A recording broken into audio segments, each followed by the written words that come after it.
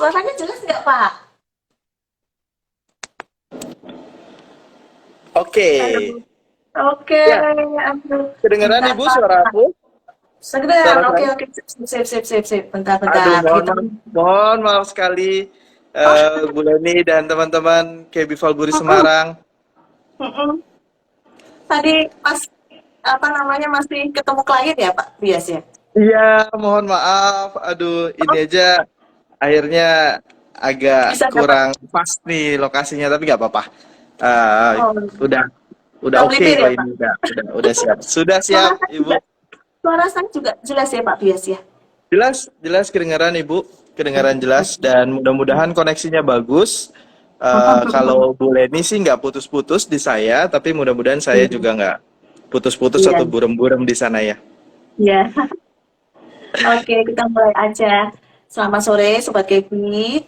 Dengan saya Leni dari Gebi Faburi Semarang. Pada sore hari ini kita beruntung sekali bisa IG Live bersama dengan Bapak Andriano Dias, Head of Research Gebi Faburi Sekuritas. Nah, Pak Bias, kata orang tak kenal tak sayang. Pak Bias Iya, bisa Ibu. menyampaikan, memberikan apa perjalanan karirnya Pak Bias tuh dulu Wah, kenal sahamnya itu sejak kapan gitu. Jadi supaya Sobat Gebi juga ngerti perjalanan karirnya Pak Bias begitu.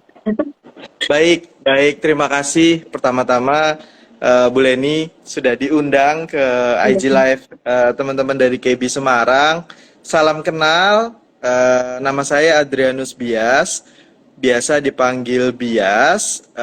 Saya Head of Research dari KB Valburi Sekuritas. Mungkin kapan-kapan kita bisa ketemu offline. Kapan-kapan saya akan main di Semarang atau mungkin kalau Ya. teman-teman sobat KB Semarang ada yang main ke Jakarta, please feel free buat mampir ke kantor pusat kita gitu ya. Kalau ditanya sedikit perjalanan karir, sebenarnya memang eh, dari awal lulus kuliah, bahkan dari awal magang gitu ya. Kebetulan saya juga memang sudah di capital market gitu ceritanya Bu Leni dan KB Friends semua. Em, saya kuliah di Universitas Indonesia, jurusan Business Administration dan kebetulan waktu itu ngambil finance gitu, ngambil keuangan. Waktu itu pilihannya cuma dua, mau magang di korporasi jadi staff finance atau mau magang di perusahaan sekuritas atau di pasar modal. Ya akhirnya kebetulan bukan saya yang milih sih sebenarnya, tapi kebetulan dapatnya di perusahaan sekuritas. Nah, mulai dari magang, kemudian akhirnya saya diajak sama user saya waktu magang untuk join jadi company dulu di sekuritas waktu itu. Jadi pertama kali saya masuk pasar modal tuh 2008. Waktu itu Pas krisis saya, itu ya. Waktu kenapa Ibu? krisis itu Pak. Waktu Iya krisis itu betul. Pak Jadi Bias. aduh, jadi mikir kayak ini bener gak ya saya masuk pasar modal ini kok malah begini banget kondisinya gitu ya. Nah, waktu itu saya join perusahaan Korea, Bu.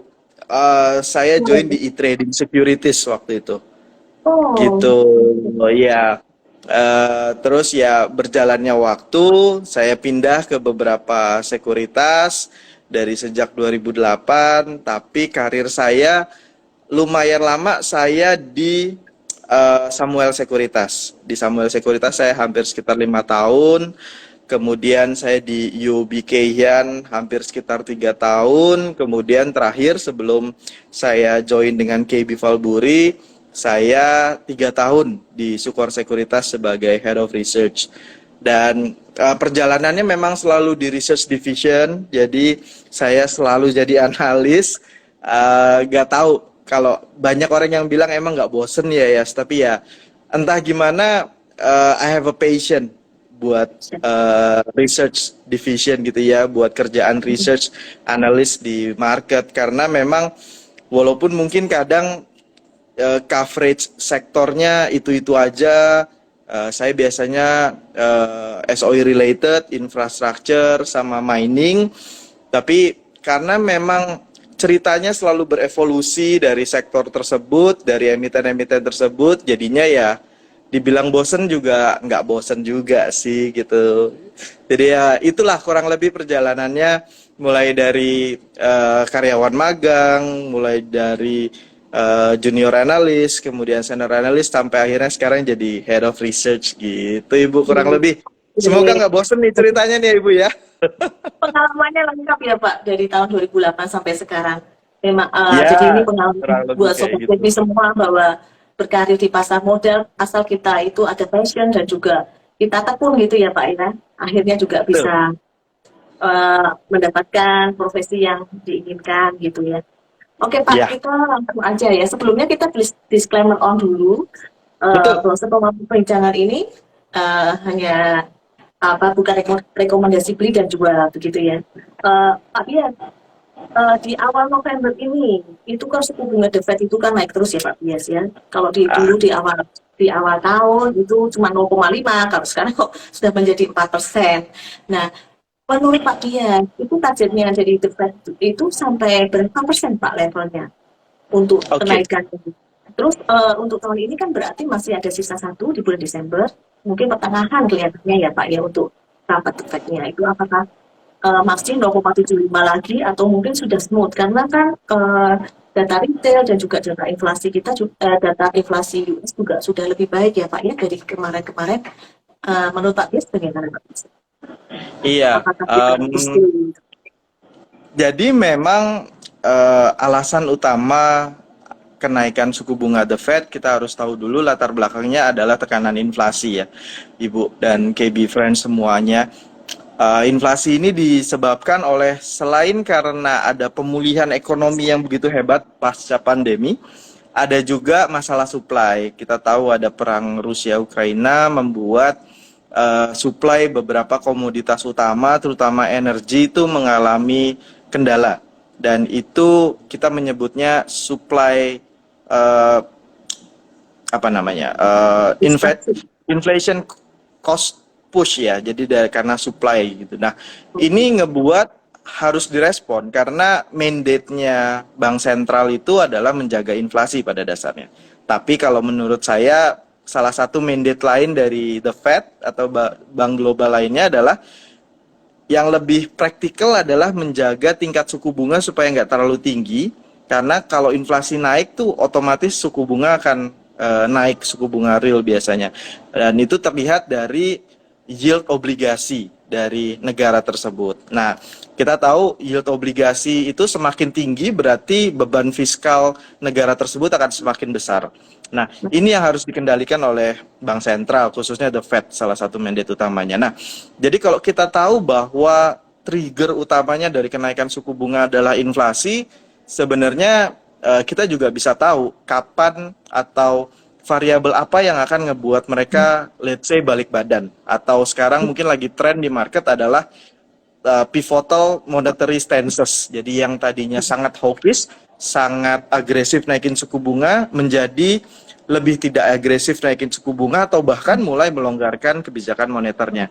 Nah, rilis data inflasi Amerika di bulan Oktober kemarin tuh kasih sedikit angin segar dan guidance buat kita bahwa kelihatannya stance hawkish dari the Fed tidak akan seagresif yang sebelumnya. Itulah sebabnya sekarang ekspektasi di bulan Desember untuk kenaikan suku bunga The Fed itu tadinya yang expect naik 75 basis point itu masih sekitar 50 sampai 60%. Sekarang tinggal 15%.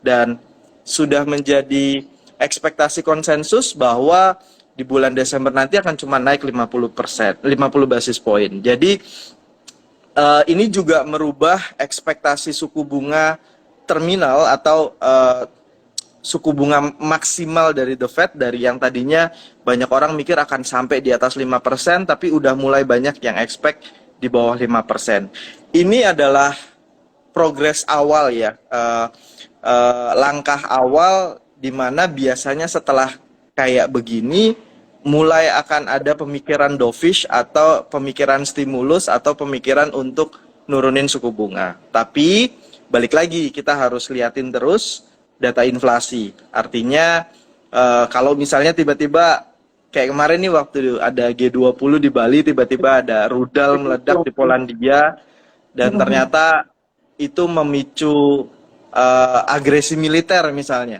Itu inflasi Mhm. naik lagi, otomatis bunga nggak akan jadi turun gitu. Jadi ya hal-hal seperti itu, tapi under normal condition, kalau kondisinya seperti ini terus, kita punya ekspektasi suku bunga The Fed mungkin akan maksimal di 5%. Mungkin akan dinaikin sampai kuartal pertama 2023. Nah, setelah itu akan ada perbalikan kebijakan moneter menurut kita. Mulai akan berpikir lebih melihat ke growth ketimbang mengkontain inflasi yang diekspektasikan sudah mereda tahun depan. Kurang lebih gitulah, Bu. Oke, berarti apa namanya dari The Fed sendiri targetnya mungkin tidak seagresif kayak awal-awal karena obatnya itu Ya, sudah mulai bekerja begitu ya Pak ya. Jadi betul, betul. dengan inflasi 4% ini sudah angka angkanya apa inflasinya dengan suku bunga 4% berarti inflasinya sudah mulai smooth dan juga angka retail segala macam sudah mulai baik. Jadi harusnya tahun depan itu nggak segelap orang bilang sekarang ini ya. Kalau Iya, orang kan bilang orang kan diramu tahun 2023 itu gelap-gelap sekali ya. betul, Jadi memang betul. situasi itu tidak dinamis ya Pak Bias ya, nggak bisa plek selalu sama. Jadi selalu ada perubahan di sana sini gitu ya Pak ya. Jadi kita harus sebagai investor tuh harus bisa menyesuaikan begitu ya Pak ya.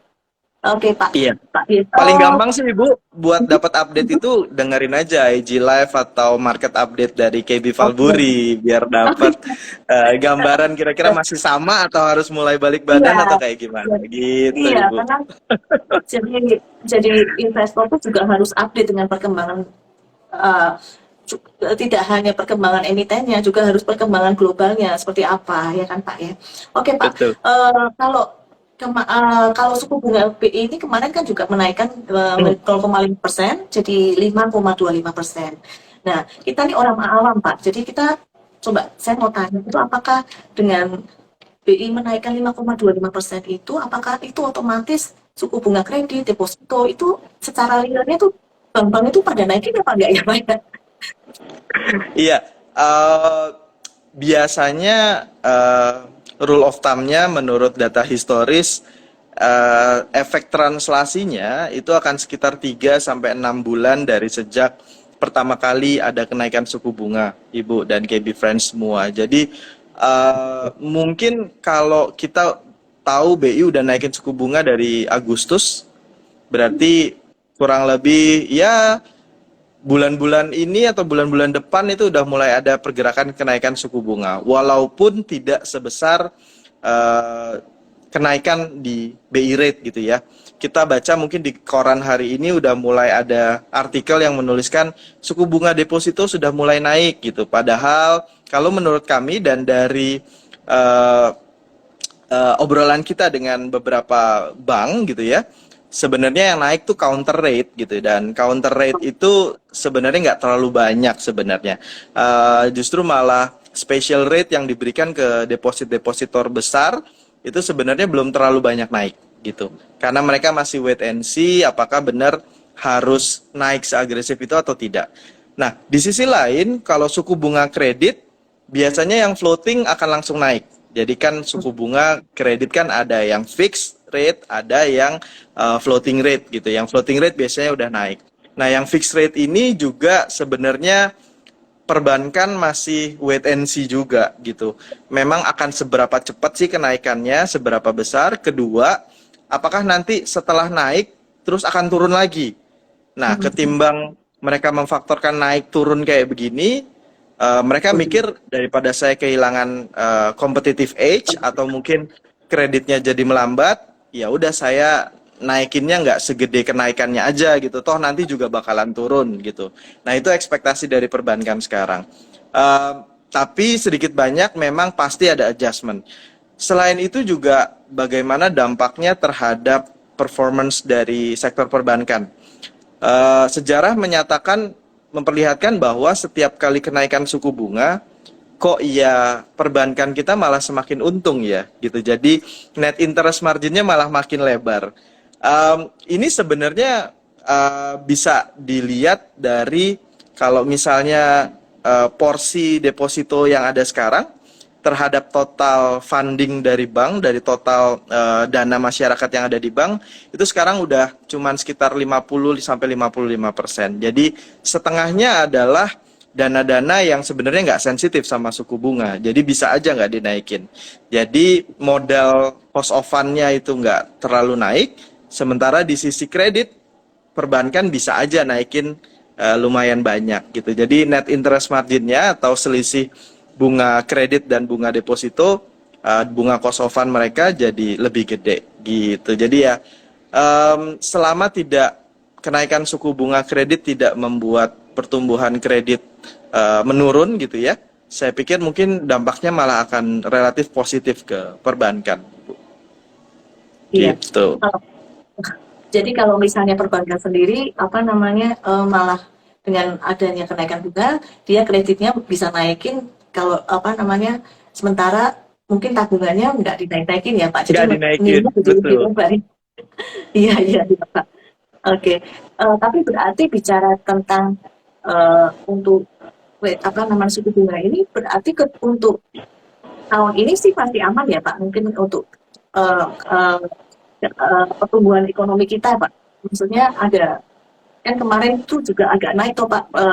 Kayak kemarin itu naik jadi 5,72. Apakah nanti akhir tahun dengan adanya kenaikan lagi ini akan turun atau mungkin tahun depan baru turun ya Pak untuk pertumbuhan apa ekonomi kita itu? Iya, kita melihat kuartal keempat pertumbuhannya akan tetap baik, Ibu. Minimal bisa mencapai target 5,4% sampai 5,5% secara overall pertumbuhan ekonomi gitu ya.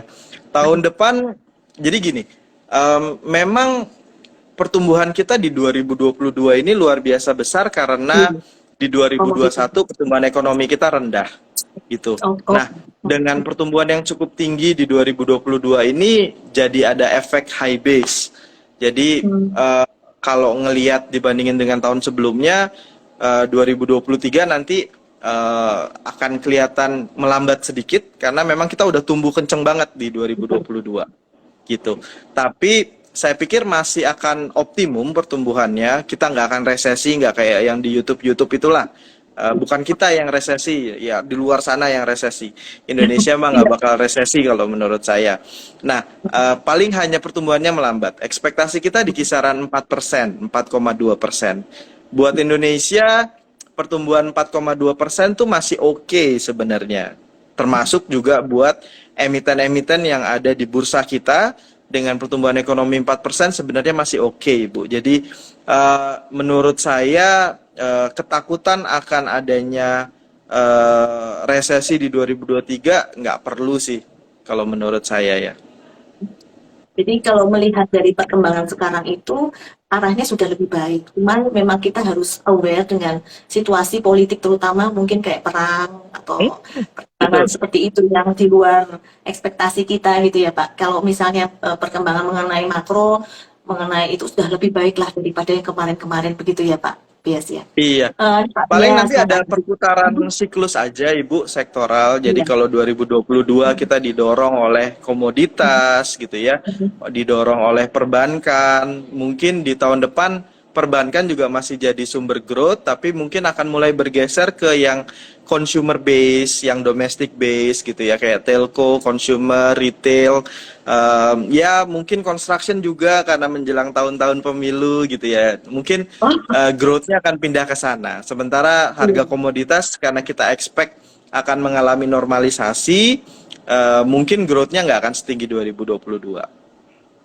Oke, berarti kalau menurut Pak Bian ini kan berarti tahun ini kan yang naik kan perbankan sama komoditas, ya. Ya, Eh, Komoditas sendiri itu kan maksudnya seperti batu bara itu kan naiknya luar biasa ya Pak ya. kenceng Nah banget. kita bicara belum sampai tahun depan Pak, sampai akhir tahun ini apakah misalnya komoditas itu tuh mungkin seperti batu bara itu apakah ini puncaknya tahun ini atau masih bisa berkelanjutan di tahun depan Pak? Karena kan batu bara sendiri sekarang agak koreksi sedikit ya ke level 350-an. Itu apakah masih kita masih berani ngehold atau mulai beli lagi gitu Pak untuk itu? Kalau menurut Pak Ya. Bias? sektor keuangannya gimana? Saya pikir mungkin kalau kita bicara harga batu bara gitu ya, harga batu Mhm. bara tuh seringkali naik gara-gara musibah. Jadi kalau misalnya ada banjir di Australia, Queensland, atau Oh, ada penutupan COVID di Cina gitu ya, pembatasan, itu biasanya harga batu bara akan jadi naik karena ada masalah supply di sana. Nah, mhm. kalau di hari-hari kayak gini, di kuartal keempat, itu kalau menurut saya biasanya hampir pasti harga batu bara akan naik karena demand yang tinggi, ada musim dingin, dan karena musim dingin juga produksi supply agak turun dan curah hujan juga cukup gede di negara-negara tropis kayak kita. Kalimantan hujan deras, terus kemudian air sungainya meluap sehingga tongkangnya nggak bisa lewat karena ada Iya. jembatan gitu misalnya.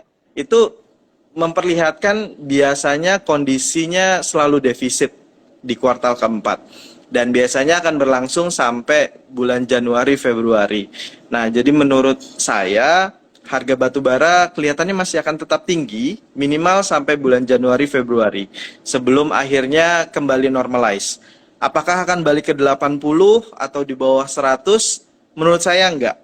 Saya pikir mungkin level normalisasi barunya untuk harga batu bara di 2023 adalah antara 150 sampai 180 US dollar per ton gitu.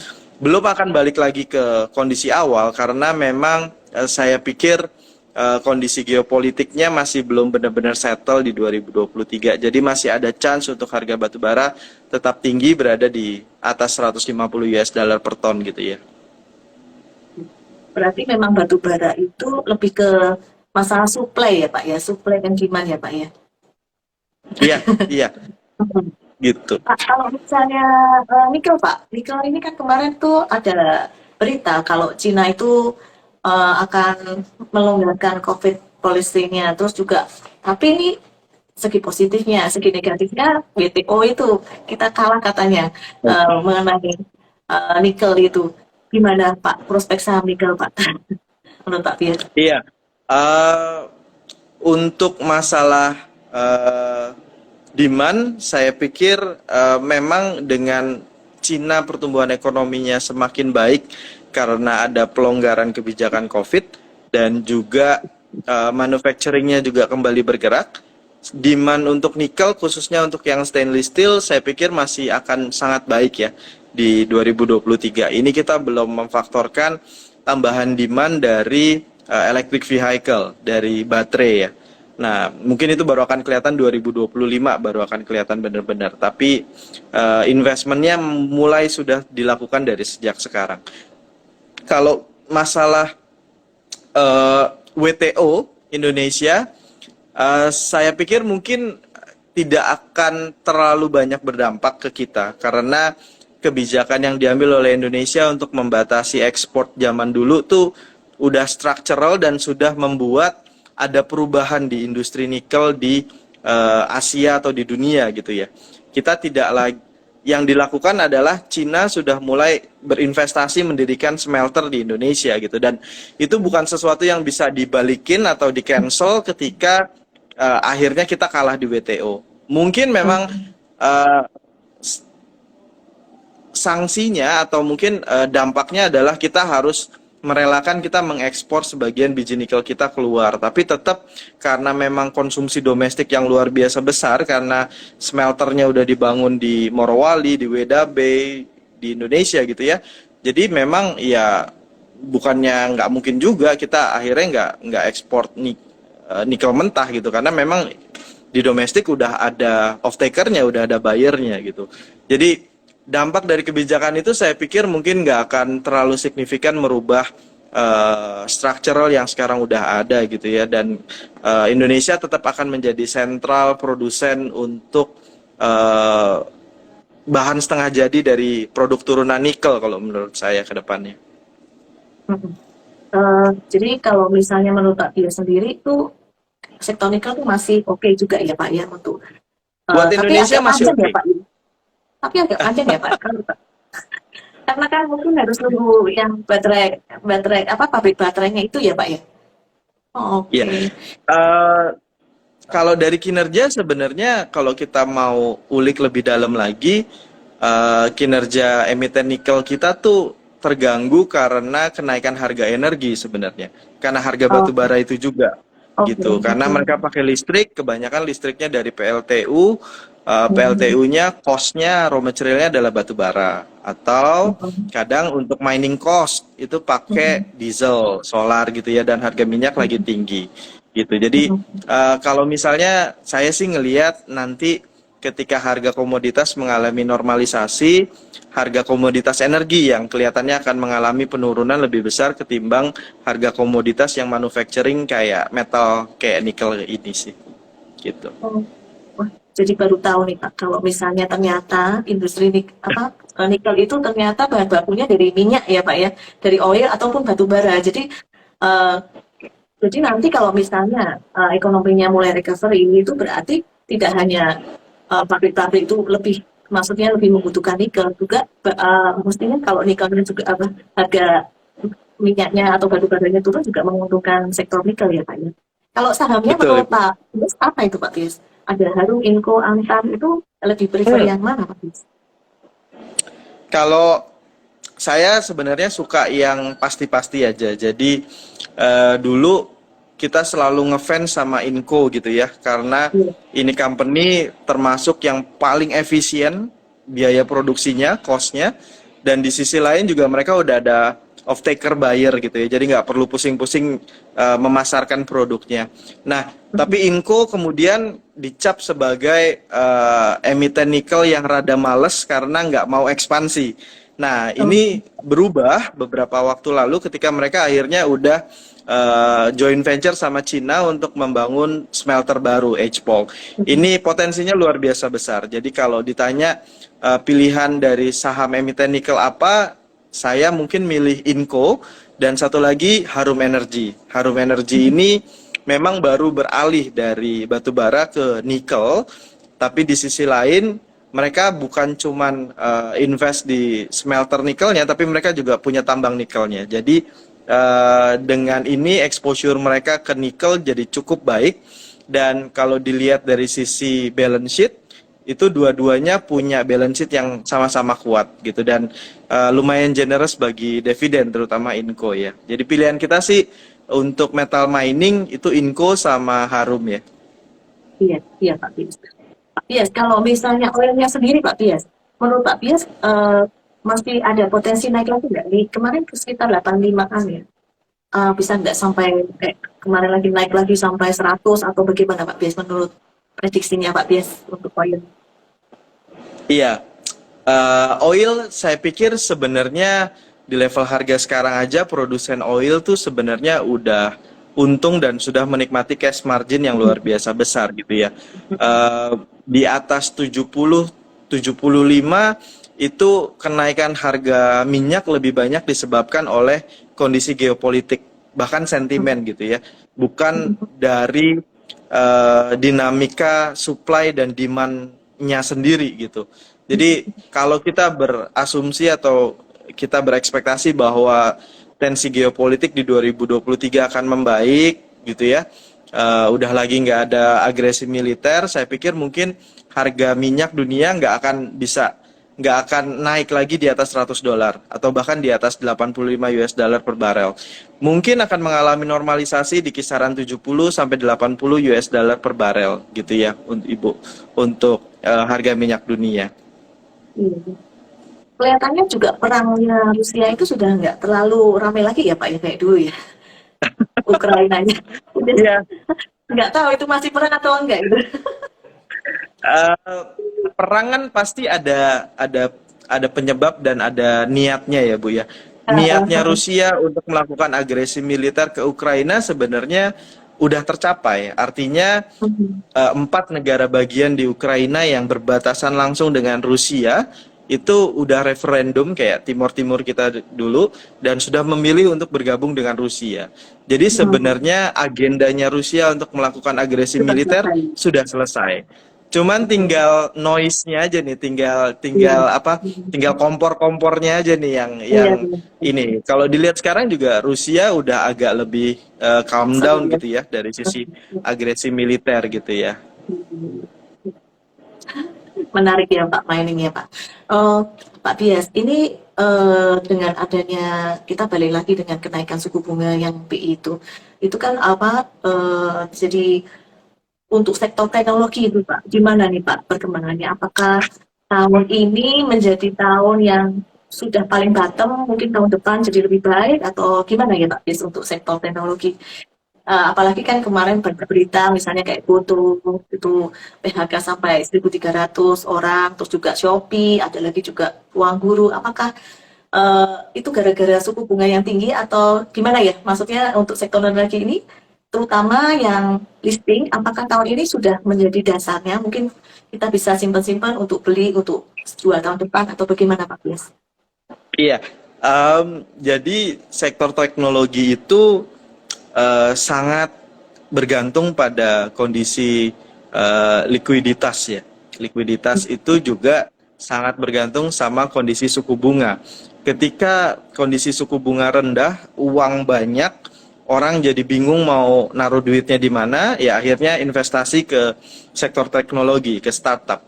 Tapi begitu suku bunga naik, di mana mereka punya pilihan yang lebih baik karena ada investasi lain yang lebih aman dan suku bunganya juga tinggi karena suku bunganya naik, itu akhirnya mereka mengalihkan uangnya dari yang tadinya alokasinya ke investasi startup dan teknologi ke real asset gitu lah ya. Nah, ini ngebuat beberapa company teknologi itu mengalami kesulitan likuiditas karena mereka terbiasa burning money, karena mereka Iya. terbiasa bakar duit lah ibaratnya. Mereka nggak pernah mikir bahwa nanti kalau duitnya habis gimana ya, nanti kita raising fund aja gitu, nanti kita cari investor aja gitu. Nah sekarang appetite investornya udah terbagi, ada mereka udah mulai mikir ya udahlah saya taruh di obligasi atau di deposito aja karena suku bunganya lagi naik gitu ya. Nah ini menurut saya jadi shock terapi yang sangat baik dan mungkin jadi pelajaran juga buat kita buat memilih emiten-emiten teknologi atau saham-saham teknologi yang paling baik gitu ya. Dan dari sini kelihatan bahwa ada beberapa yang memang hanya mengandalkan investor untuk burning rate atau memang mereka punya operational yang sudah cukup baik dan cukup bisa self sustainability gitu. Nah, dari sini kita bisa lihat nih mana saham-saham teknologi yang survive, yang performanya masih bagus meskipun dengan kondisi yang kayak sekarang. Potensinya gimana? Kayak saya bilang tadi bahwa tahun depan mungkin kita akan melihat ada perubahan monetary stance dari yang tadinya sangat hawkish menjadi mulai memikirkan pertumbuhan ekonomi. Jadi biasanya akan nurunin suku bunga. Nah, ini potensi yang sangat baik karena ketika suku bunga mulai turun, biasanya appetite atau sentimen ke sektor teknologi akan balik lagi nih, akan mulai naik lagi Bu dan KB Friends. Jadi asumsi saya kalau menurut saya mungkin di mulai kuartal kedua akhir sampai kuartal ketiga awal 2023 kita udah mulai bisa lihat sektor teknologi punya sentimen yang lebih baik lagi gitu ya dibandingkan dengan kondisi yang sekarang gitu. Jadi kalau semua diambil hikmatnya juga apa namanya dengan adanya suku bunga naik ini juga buat sektor teknologi itu jadi mulai efisiensi gitu ya Pak ya. Dan juga mulai Iya seleksi Bu, mungkin jadi ada ada saringan. iya ada saringan juga seleksi maksudnya yang memang Betul. benar-benar terpakai atau benar-benar yang kuat yang bertahan ya Pak ya. Betul. Oke. Oke Pak, kalau misalnya itu sektor online lagi, kalau bank-bank digital Pak, ini kan akhir tahun ini kita pemenuhan modal intinya kan harus 3 triliun ya Pak ya. Ada beberapa yang juga seperti BBYB yang akan melakukan rights issue juga mungkin ada Bank Amar kalau tidak salah juga akan rights issue juga. Menurut Pak Bias dari saham teknologi ini yang menarik buat Pak Bias gimana Pak Bias? Iya, buat saya saham bank digital yang paling menarik adalah bank digital yang bisa proven, membuktikan use case-nya. Dalam artian mungkin dulu awal-awal semua orang pada bikin bank digital, Tapi kemudian ini udah berjalan 6 bulan sampai 1 tahun, kita lihat mana yang memang benar-benar berhasil dalam artian subscribernya naik banyak, kemudian bisnisnya naik baik dari sisi deposan maupun dari sisi kredit gitu ya. Mana yang benar-benar use case-nya atau presence-nya bisa memperlihatkan ke investor mereka benar-benar eksekusinya bagus gitu ya. Dan dari sini kita bisa lihat bahwa nggak semua bank digital atau bank-bank yang bilang mau menjadi digital tuh eksekusinya bagus. Kalau buat saya sih cuman ada 3 lah maksimal. Dua yang paling baik menurut saya adalah BBYB, Bank Neo Commerce, dan Bank Arto ya, Jago ya. Eh, ada lagi yang lebih baik, tapi mungkin nggak listed sebenarnya adalah Cbank, banknya Shopee. Oh, oke, oke. Itu salah satu yang besar dan pertumbuhannya benar-benar bisa mengeksekusi ekosistemnya dengan baik. Nah, terus gimana dengan bank-bank digital lain yang sebenarnya butuh right issue untuk nyampe 3 triliun? Ini balik lagi akan jadi seleksi yang menunjukkan bagaimana komitmen dari shareholdernya mereka terhadap niat dan visi mereka bangun bank digital. Kalaupun memang mereka secara market appetite lagi jelek, sehingga tidak bisa raising fund dari publik, nggak bisa dapatkan dana right issue dari publik gitu ya. Di satu sisi harusnya shareholdernya step in, harusnya shareholdernya menjadi standby buyer yang bersedia menginjeksi supaya equity-nya cukup mencapai 3 triliun. Dan dari sini sih yang baru kelihatan kayak gitu sih baru BBYB dan juga Arto ya, gitu Ibu. Ya, semuanya ini ya Pak, seleksi ya Pak. Jadi yang Betul, benar-benar proven yang masih bertahan begitu ya Pak ya. betul. Oke Pak Bias, kalau dilihat dari tahun ini sampai sekarang ini kayaknya sektor konstruksi sama sektor properti nih belum mengalami ya maksudnya seperti hidup segar mati tak mau gitu. Kalau menurut Pak Bias sendiri ada yang baik nggak Pak mengenai dua sektor ini? Apakah mungkin tahun depan? Tapi tahun depan biasanya tahun politik, apakah konstruksi sama properti juga baik ya Pak ya? Itu pertanyaannya Pak. Iya, mungkin jawabannya kebagi dua, Bu. Kalau Mhm. untuk sektor properti, iya kelihatannya akan tetap challenging. Tapi jangan lupa sebenarnya sektor properti 2021 tuh performance-nya cukup baik dari sisi operasional. Tapi itu karena ada insentif down payment dan juga insentif KPR ya waktu itu. Nah, 2022 ternyata lumayan tapi biasa aja. Nah, 2023 saya pikir dengan tahun politik jadi agak slow down sedikit kalau menurut saya gitu. Tapi on the other hand, sektor konstruksi itu kan masalah utamanya adalah ya kita tahu lah balance sheet. Kita tahu utang mereka gede, piutang mereka banyak nyangkut di proyek-proyek infrastruktur gitu ya. Nah, eh, 2022 saya pikir mungkin ketika semua penguatan modal right issue yang dilakukan beberapa emiten konstruksi sudah selesai, saya pikir bisa jadi sesuatu yang positif lah di tahun depan. Dan di tahun depan itu ada eksekusi IKN yang cukup besar. Kita tahu pemerintah udah melakukan tender hampir 30 triliun lebih untuk persiapan pembangunan IKN fase pertama lah. Nah, eksekusi proyek ini harus selesai di paling lambat semester pertama 2024 atau akhir 2023 gitu. Jadi akan ada banyak sekali pendapatan untuk emiten-emiten konstruksi khususnya karya-karya BUMN gitu ya yang berasal dari eksekusi proyek IKN. Jadi saya pikir mungkin momentumnya jadi jauh lebih baik dibandingkan 2022 untuk sektor konstruksi ya tahun depan ya. Karena proyek IKN ini ya Pak ya, jadi mulai mendekati akhir penyelesaian itu ya Pak ya. Jadi kalau Iya, misalnya betul. dari saham properti sendiri lebih prefer mana Pak? PTPP, Wika, atau Waskita, atau Adikarya Pak? Ya, konstruksi karena Tetap. memang Kalau konstruksi karena memang ada dua variabel utamanya. Pertama, penyehatan balance sheet dan juga exposure ke proyek IKN.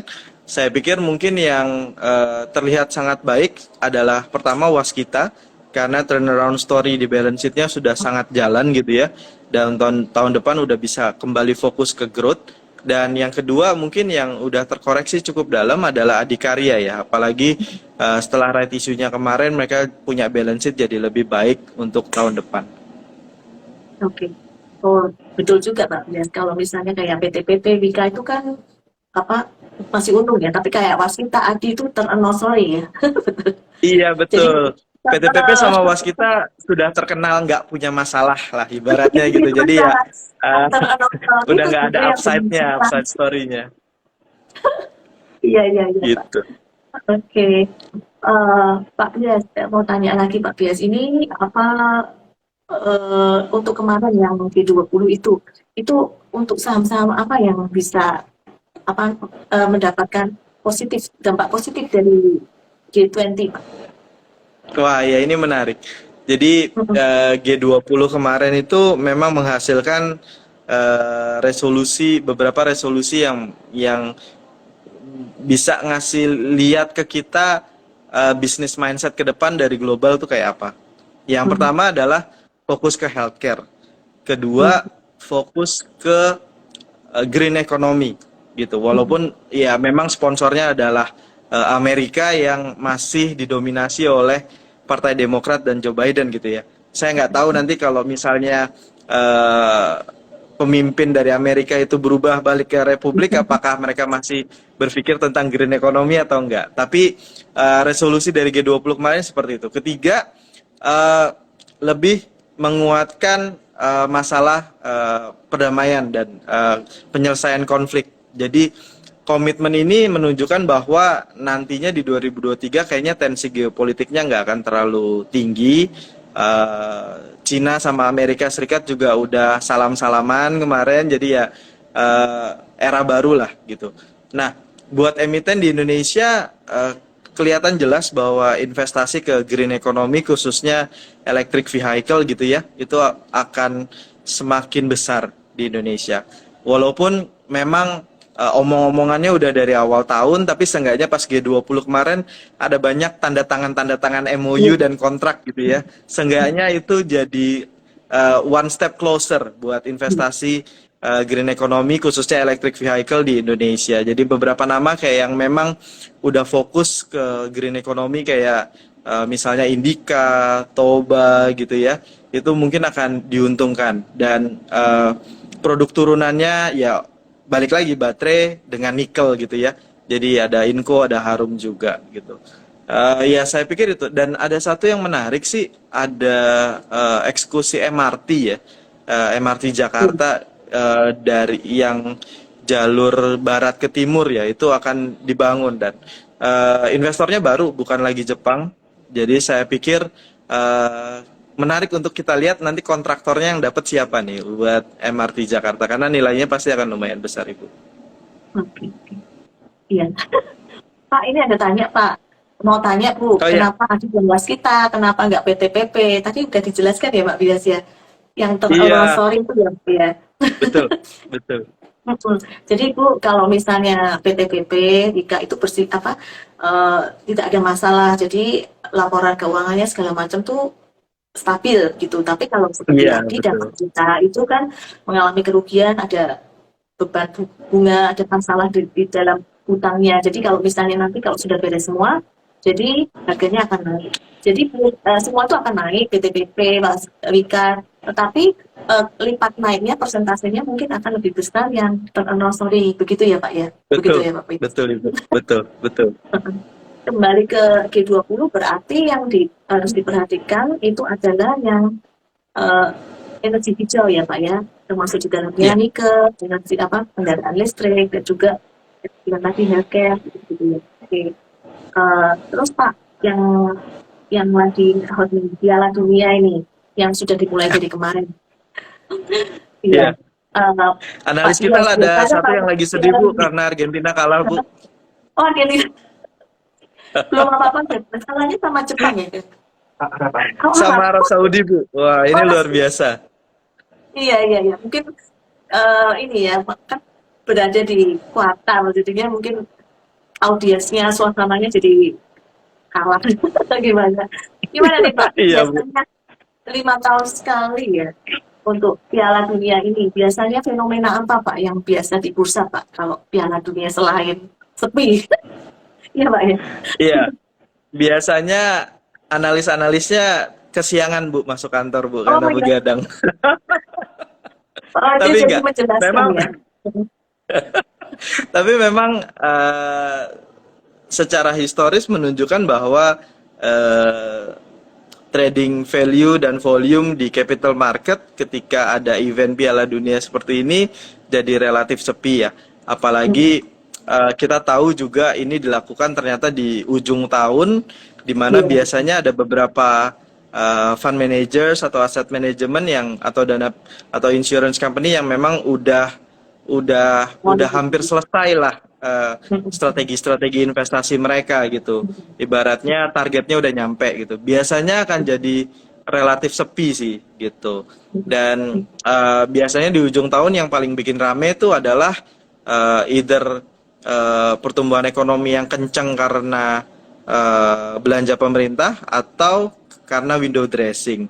Nah, untuk window dressing menarik nih. Mungkin IHSG sendiri saya pikir mungkin nggak akan dapat window dressing terlalu banyak, nggak kayak tahun-tahun sebelumnya yang mungkin di bulan Desember bahkan bisa naik 5%, 6% gitu ya. Tapi mungkin tahun ini nggak akan naik terlalu banyak. Kenapa? Karena kita dari awal tahun sudah naik gitu. Jadi Iya. apalagi yang mau di window dressingin gitu ketika kita sudah menjadi salah satu market yang paling perform secara global bahkan gitu, Ibu. Iya, iya. Jadi kalau misalnya menyoroti tentang Piala Dunia ini ya marketnya jadi sepi. Jadi doublenya. Pertama karena Piala Dunia, kedua juga biasanya kan bulan Juni ya Pak ya. Tapi ini Piala Dunianya kan Iya, jadi akhir tahun. Jadi kan fund manager betul. sudah apa namanya sudah Udah ada di sampai target Qatar sampai semua, Bu. target gitu. Semua lagi nonton di Stadion Pasti Qatar, Bu. langsung kita nyusul ke sana ya Pak. Oke Pak, jadi kita tadi sudah di-spill juga sama Pak Bias mengenai window dressing. Jadi menurut Pak Bias sendiri, mungkin window dressingnya karena kita sudah naik tinggi sekitar mungkin sudah naik sekitar 7% ya Pak ya. Jadi mungkin Ya, akan paling tidak tuh stabil lah ya Pak ya, mungkin naik dikit gitu. Mungkin sekitar 7 berapa Pak targetnya Pak? 71, 72-an gitu. dari kita mungkin optimisnya 73, tapi minimal 73. 7.200 kita masih bisa deliver sih di Oke. akhir tahunnya. Ya itu kalau 7.300 lebih ke mungkin sektor perbankan gitu-gitu ya Pak, untuk window Iya, dressingnya. iya betul. Tapi kelihatannya perlu ada IG live lagi nih Pak untuk window dressing. Wah, boleh, boleh. Nanti kita ulik secara data karena gini, biasanya yang dapat window dressing itu adalah justru sektor-sektor atau saham-saham yang eh, partisipannya banyak, yang supporternya banyak, dan yang belum perform. Artinya Oke. entah itu masih negatif returnnya dari awal tahun atau eh, naik tapi lebih rendah daripada kenaikan indeks atau kenaikan sektornya gitu. Jadi nanti kita bisa tuh kita tracking nanti saham-saham mana yang biasanya rame dan kita lihat performance-nya sebenarnya udah baik atau belum gitu. Sehingga kalau belum ada potensi window dressing lebih besar ke situ sebenarnya. Oke. Gitu. Iya Pak. Kalau ini kan kita bincang santai, kita pikirin. Besok kalau misalnya eh, tentang window dressing mungkin lebih serius ya Pak. Mungkin pakai webinar, Boleh? pakai Zoom. Ya Jadi tetap santai lah jadi Ibu ada kita. datanya. Jadi ada datanya semua. Jadi Ya, Sobat ya. Gaby atau Gaby Siap. Friend tuh bisa bisa lebih eh, eh, bukan hanya bukan hanya omongan tapi ada datanya begitu ya Pak Bias ya. Boleh? Oke, oke. Boleh Ibu. Heeh. Jadi ini menarik sekali Pak Bias. Oke, untuk Sobat Gaby jangan lupa untuk follow kita di Gaby Fabri underscore Semarang ya. Terus mungkin closing statement dari Pak Bias untuk menutup IG kita pada sore hari. Apa yang harus atau mungkin ada yang ditunggu Pak selain window dressing di akhir tahun ini Pak? Mungkin ada berita-berita apa yang selain ditunggu tanggal 14 Iya. selain debat, Pak. Oke. Waduh, udah semua Oh, diselain-selainin, Bu. Jadi sebenarnya ya cuman itu doang. itu ya. Tapi memang iya. Saran saya buat teman-teman KB Friends benar-benar ikutin dan follow perkembangan dari pergerakan suku bunga global, khususnya The Fed. Eh, Benar-benar liatin kira-kira The Fed tuh mau kayak gimana nanti, karena ini sangat berpengaruh sama market kita gitu ya. Nah, untuk pertumbuhan ekonomi sendiri jangan takut. Indonesia tuh eh, jarang krisis kalau kita masih sering makan enak gitu. Jadi kalau Ya, ya. ngerasa bahwa spending masih bagus gitu ya, eh, jadi se- eh, jadi sebenarnya Indonesia nggak punya masalah dari sisi pertumbuhan ekonomi gitu ya. Jadi kalau menurut saya nggak apa-apa, tetap optimis dan bahkan mungkin kita akan kebantu sedikit dari sisi sentimen global ketika beneran bank sentral global khususnya The Fed itu mulai nurunin hawkish stance-nya, mulai mulai menjadi dovish gitu ya, mulai menjadi mulai mulai tidak agresif naikin suku bunga. Itu biasanya saham global akan naik, jadi kita juga bisa dapat sentimen dari situ. Ya mungkin itu juga yang bisa membuat indeks kita bisa naik sampai akhir tahun ke 7.200 atau 7.300 ekspektasi kita gitu ya. Jadi um, tetap optimis sih kalau menurut saya sih Ibu sampai akhir Ya. tahun minimal. Ya, kita kalau weekend itu kan ke misalnya ke mall-mall, ke restoran, konser-konser juga rame. Jadi kan Iya, sebetulnya Bu. European dari apa namanya selesai dari COVID-nya ini tuh masih terasa ya Pak ya. Maksudnya kayak konser-konser kan rame terus ya Pak ya. Jadi seharusnya itu buat kita sendiri mungkin apa namanya seperti Pak Bias tadi omong bahwa kita nggak resesi tapi kita mungkin agak lambat tapi sedikit gitu ya Pak ya. Iya, betul. Oke Pak Fias. Oh ada loh satu Pak, berita yang ditunggu-tunggu itu yang menang Hmm. siapa Pak Piala Dunia? Nah, ya saya jagoin Belgia nih Bu. Wah, Oh mudah-mudahan nanti dia dari Argentina jadi gacor Belgia nih, nih. mudah-mudahan tim saya nih. Oke Pak Fias. Oke Sobat Kepi, Kepi Friend, kita akhiri dulu uh, gila kita ada sore hari ini. Terima kasih buat Pak Pias menyempatkan waktu untuk kasih insight-insight yang daging banget Pak. Terima kasih banget ya Pak. Amin, sama-sama Ibu. Terima kasih. Jangan kapok ya Pak ya. Besok kita ada webinar lagi ya Pak ya. Terima kasih Harus, sekali ya Pak. harus. Ayo Bu. Oke. Terima kasih sekali. Oke, kita tutup IG Live pada sore hari ini. Ingat investasi, ingat KP Valpuri Semarang. Terima kasih ya Pak Bias. Thank you, Sobat Sama-sama, KP. mari semuanya Ibu pamit. Have a nice day.